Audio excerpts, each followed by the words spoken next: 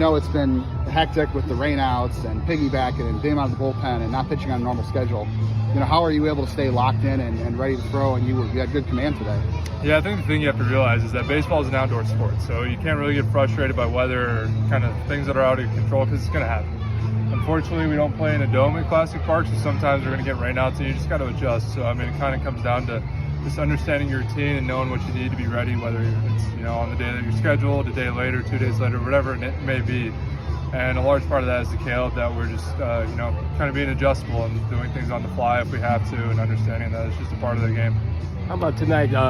The defense seemed to really play well behind all three of you guys. Yeah, I think definitely showed a little bit more competitive nature today. The defense is phenomenal behind me today.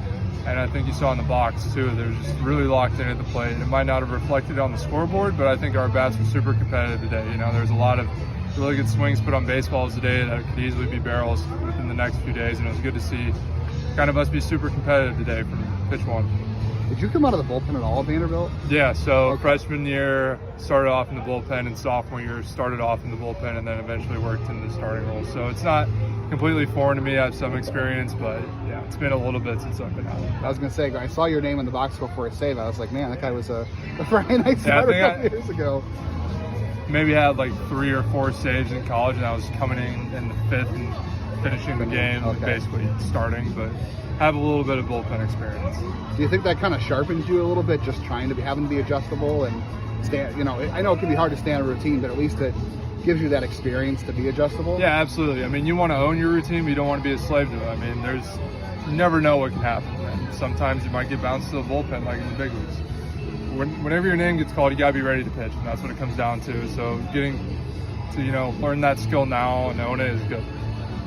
Would you say you got more comfortable after the first inning? Because that first inning you threw about 25 pitches, and after that you only threw, I think, 35 or 36. Yeah, I felt pretty comfortable in the first inning. Definitely wasn't a mentality thing. I think it was just kind of reining in the misses a little bit, and understanding, like after that first long inning, that I needed to get some contact early to really stay in this game and make it to the 4th.